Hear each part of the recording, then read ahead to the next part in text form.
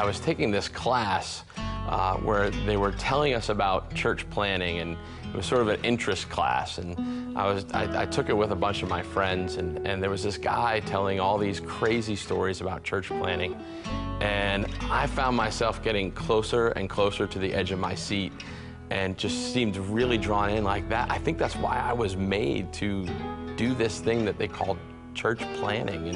And I looked at my friends, and all my friends were just like, I want out of this room. This doesn't sound like anything I want to be a part of.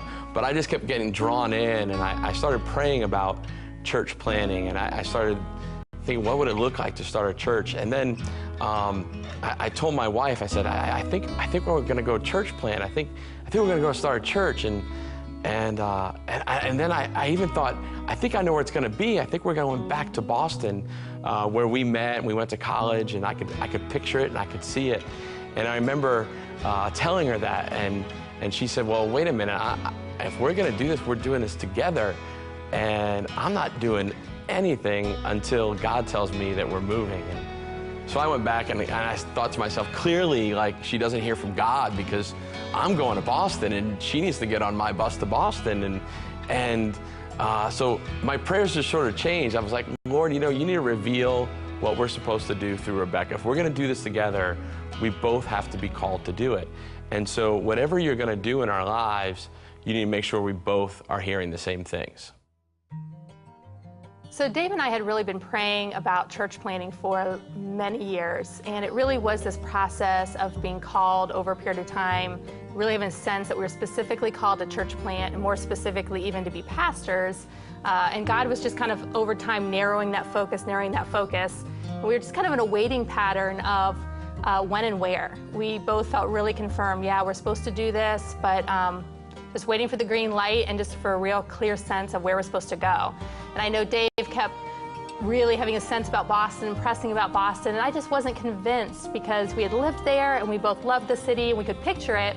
It seemed like a really good idea, but I just wasn't sure it was God's idea. So I just said, Dave, I'm not going anywhere until God says it's time and this is where you're going. So we just kept praying and waiting and pressing in, and kind of had a sense of almost like a pregnancy, like something's coming, something's growing, but just kind of waiting for God's timing. And so I was just down at the river one day praying. This was over 2 years ago now, just kind of journaling what I felt like God was saying to me, and I just was listening to the Lord, and I had one of those kind of interjecting out of left field thoughts. It was just like this: Milwaukee, Wisconsin. It just kind of threw me off, because we had never been to the state of Wisconsin. We never had any interest in going to the state of Wisconsin. We had never vacationed there. We didn't have friends there. We didn't have family there. So it was never on our radar for any reason whatsoever.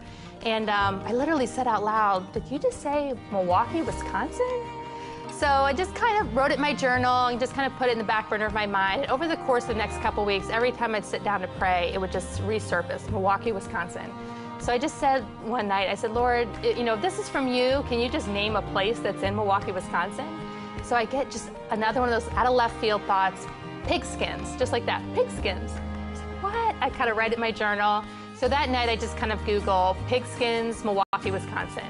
And up comes a bar that's in Milwaukee, Wisconsin called Pigskins. So a couple nights later, I kind of praying through this again, and I said, all right, Lord, can you just name one more place that's in Milwaukee? And I get the word rhino. Not even rhinoceros, just comes in my brain, rhino. So I go and I Google rhino, Milwaukee, Wisconsin. Sure enough, there's another bar in Milwaukee called Rhino. So a third night, I kind of do this one more time. I'm like, all right, Lord, can you just give me one more place that's in Milwaukee? And I get the word sugar maple. It was so bizarre. I don't always hear that clearly from the Lord, but I literally was just out of left field, sugar maple, and I put it in my journal. So I go and I Google sugar maple, Milwaukee, Wisconsin, and there's a third bar in the city of Milwaukee called the Sugar Maple. So I'm like, okay, this is definitely the Lord talking here. Something's going on. And so I just kind of waited for a while. I didn't tell Dave right away. I just kind of waited, asked the Lord to keep speaking about it. And one night, Dave just brings up Boston again. He's checking stats online, and he kind of mentions something about Boston. And I said, Dave, I think you need to be open to the possibility that God could be calling us to another city than Boston. He's like, why? Did God say something to you? I said, actually, he did. He has been speaking, and it's kind of out there, but it's just undeniable that he's talking about this city. So I finally tell him, I said, it was Milwaukee, Wisconsin. He's like, what? Milwaukee, Wisconsin? So Milwaukee, Wisconsin freaked me out. So I started looking up these bars to see if they're anywhere else in the country. And there's like I'm sure there's a Rhino bar in like every city in the country. I started looking, isn't there one on the north side of Boston? And started looking up the Pigskin Bar and trying to find out if they're anywhere. And the Sugar Maple Bar, I couldn't find anywhere.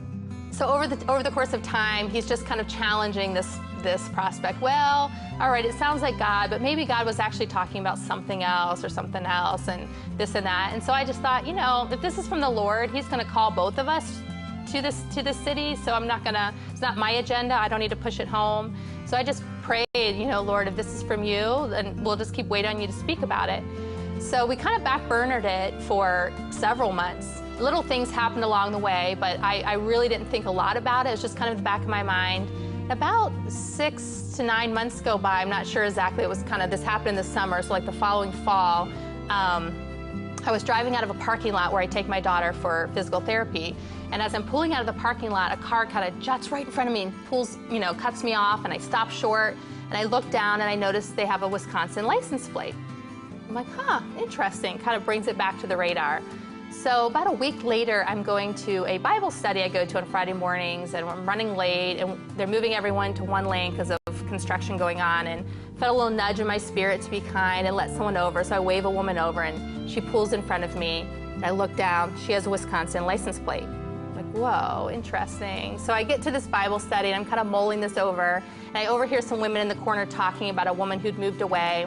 And they said, where did she move to anyway? And someone said, oh, she moved up to Milwaukee, Wisconsin. That's strange. And a couple nights later, I go to a leadership dinner at the church, and I run into a former friend from a women's group I was in. I hadn't talked to about a year.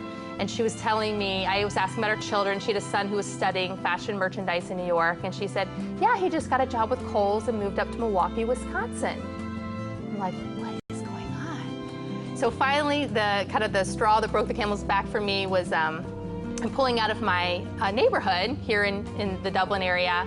And this is all happening within the course of about 3 weeks. And I'm pulling just down the street to the red light to get on Sawmill, and a car pulls out of a gas station, cuts me off.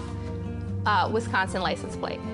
So it was one of those moments that I just kind of felt like the Holy Spirit just kind of knocked you in the gut, and I just felt this big wave of His presence, and just had this overwhelming sense like, I think we're moving to Wisconsin. I remember just saying that out loud. So I'm sharing all this with Dave, and he's like, So I asked her, you know, are the Buckeyes playing the Badgers this weekend? Are you seeing the same car? Again, I felt like, you know, this is not my idea, this is not my agenda, I'm not worried about it. So I just said, Lord, if this is from you, and it seems like it is, then could you just start showing Dave some license plates? So I start seeing Wisconsin license plates all over the city of Columbus. I start seeing them on Sawmill, on 315, on 270. I'm even in the state of Pennsylvania. I'm on the Pennsylvania Turnpike, and I'm listening to this podcast of this church planter that was called to a very, very specific city in Colorado, and he's telling his story. And as I'm listening to the story, I'm sitting there thinking, am I really supposed to go to Milwaukee, Wisconsin and start a church? And as I say that, I look up, and there's a car in front of me, and it's got a license plate, and it says Wisconsin in the state of Pennsylvania, and a bumper sticker on top of that, it says Milwaukee on it. And I think to myself, am I losing my mind? Like, are we really supposed to go and start a church in Milwaukee, Wisconsin? And here it is in front of me again. And I remember calling Rebecca and telling her what had just happened, and sort of laughing and crying at the same time. And then you know, time passed about an hour or so, and I'm sort of having this doubting moment. And I remember literally putting my finger up and saying, I just need one more. If all this wasn't enough, I just need one more. And as my finger goes up, a car passes me, and I look down, and there it is, the license plate, and it says Pennsylvania. And I go, see, I don't have to go to Milwaukee, Wisconsin. That says Pennsylvania.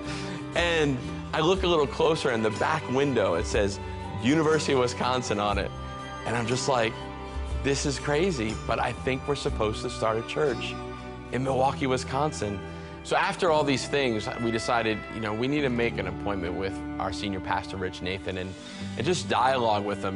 This is what we're seeing and hearing, and what are you seeing and hearing? Does this make sense at all? So we had this meeting set up to meet with Rich, and about a week before the meeting, I was at a worship service that they'd had at the church, and during worship, I kind of got this really vivid picture of a steamliner and the word steamliner. It was really odd, too, because I normally don't use the word steamliner. I normally would say cruise ship if I saw a big ship on the ocean. But it was really vivid to me, and so I just, throughout the course of the night when I was praying with people, I said, does a steamliner mean anything to you? And they're like, no. So I kind of just forgot about it and thought I must have just imagined it. So about a week later, we're sitting in Rich's office and we're sharing our whole story. And honestly, at this point, I'm full of just nerves that what if we just made this whole thing up? What if this is just a fluke and all random? Because at this point now, Dave's kind of really done a 360. And this has gone from just something we're praying about to an idea to a reality. And so I thought that Rich might just kind of confirm all of my senses of, well, this might be kind of subjective and we'll pray about it. But instead, he's writing down everything we're saying, and he said, well, this sounds like God to me. And I said, but Rich, is it okay just to ask for one more confirmation, just that undeniable, you know that you know that you know? And he was just kind of explaining that at some point you have to go with the vantage point of faith, that God could write in the clouds, Milwaukee, Wisconsin, and we could say, are the Jets doing some funny little dance today? Our just human nature is just to question. At some point, you have to come to the vantage point of faith. And he said, remember, Rebecca, it's not like you and Dave are alone in a pond on a rowboat. It's like you're part of a steamliner. And as soon as he said that, I remembered my picture, and I said, oh my gosh, Rich, I can't believe you just said that. I just had a picture of a steamliner about a week ago, and I didn't know what it was about. He said, and you just feel like you need one more confirmation so you know that you know. And so I kind of felt like 20 pounds just were lifted off my shoulders, because I realized we are not in this alone. And we do have this amazing steamliner of a church that we're part of, an amazing senior pastoral team who know us and have known us for years and are praying to the same God we are and listening on our behalf. And we all seem to be hearing the same thing from the Lord. And so we just decided it's time to go. And kind of one of the last things Rich said that really stuck out to me, he said, if you had come to me and said, we're thinking about this, we might write a list of pros and cons and kind of decide what to do. But when the Lord lays it out like this, you just rip that list up, and the question is, are you going to obey or disobey?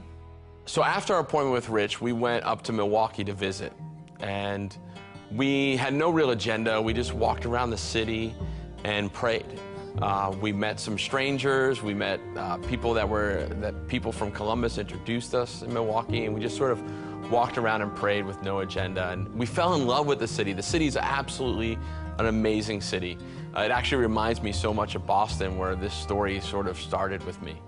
We had one interaction where it was near the end of our stay, and they have this beautiful Lake Michigan, and they have this wharf that goes out, and we were walking on this little wharf, and I remember just before we got on the wharf, I said, Lord, this is an amazing city. We fell in love with this city, but what do the people need here in Milwaukee? And I remember we got out to the end of the wharf, and we were attacked by all these little bugs, like these little gnat things just kept flying around. And we're swatting away at the bugs, and I look over, and there's this African-American couple next to us, and I said, are you guys from here? Are the bugs always this bad? And they said, no, we're from here, but it's never this bad. And they said, are you not from here? I said, oh, we're from Columbus, Ohio, but we're thinking about actually moving to Milwaukee in the city. And they looked at us, and they were like, why would you move to Milwaukee? And I said, well, I think we're supposed to start a church in the city. And their eyes just like beamed, and they looked at each other, and they looked at us, and they said, we were just saying the city of Milwaukee needs a church. They told their story about how they had moved to Colorado, and they started going to church, and they moved back into the city, Milwaukee, because he lost his job, and they start to have a family. They wanted to be around family, and they haven't found a church where they felt comfortable. And Rebecca said, well, what kind of church are you looking for? And she said, I'm looking for a church where I can just be me. I don't have to put on a face. I don't have to pretend that I'm somebody I'm not. I can just be who I am.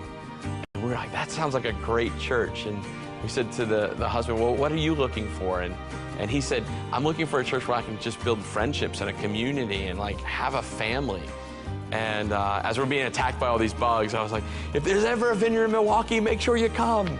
And so we sort of left that day. But what that really said to me was like, God was listening and he was speaking. I was just so excited and so moved and felt so blessed that God would choose this city for us, because it just, we just fell in love with it right away. It just seemed to be so well suited for us. We just loved the architecture. We loved that it was right there on the water. Such a neat city, so community oriented.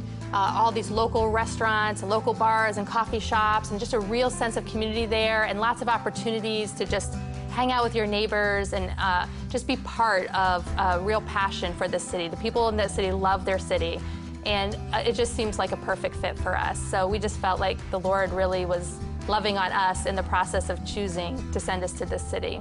So we're coming to Milwaukee, and we're gonna start a vineyard, and we're gonna build a community, and we're gonna build relationships, and we're gonna try to love Jesus the best way we can and try to love our neighbors the same way. If you wanna find out more about Vineyard Milwaukee, you wanna get together with us, maybe have a cup of coffee or grab lunch together, shoot us an email, vineyardmilwaukee@gmail.com.